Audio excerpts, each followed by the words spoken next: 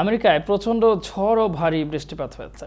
কয়েকদিনের ভারী বৃষ্টিপাতের পর রোববার মধ্য পশ্চিমাঞ্চলের 1 মিলিয়নের বেশি মানুষ বন্যার সতর্কতার আওতায় রয়েছে। সবচেয়ে বেশি ক্ষতিগ্রস্ত হয়েছে আইওয়া ও সাউথ ডাকোটার এলাকায়। এসব জায়গার কিছু নদীর পানি আগামী কয়েকদিনের মধ্যে রেকর্ড উচ্চতায় পৌঁছাবে বলে আশঙ্কা করা হচ্ছে। আইওয়ার গভর্নর কিম রেনল্ডস বন্যাকে বিপর্যয়কর আখ্যা দিয়ে 21টি কাউন্টিতে দুর্যোগ এলাকা হিসেবে ঘোষণা করেছেন।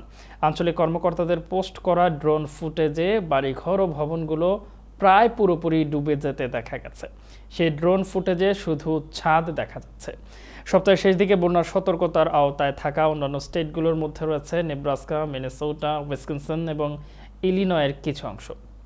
শনিবার ভোরে বন্যার কারণে শহরের অনেক মানুষ ও প্রাণী আটকা পড়ে। বন্যায় আটকা পড়া এসব মানুষ ও প্রাণী উদ্ধার করতে হেলিকপ্টার দিয়ে উদ্ধার তৎপরতা শুরু করেছে।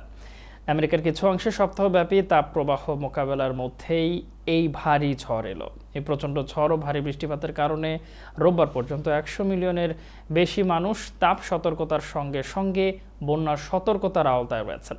তবে এই সতর্কতা আগামী সপ্তাহের প্রথম দিকে আরও বাড়তে পারে বলে জানিয়েছে কর্মকর্তারা।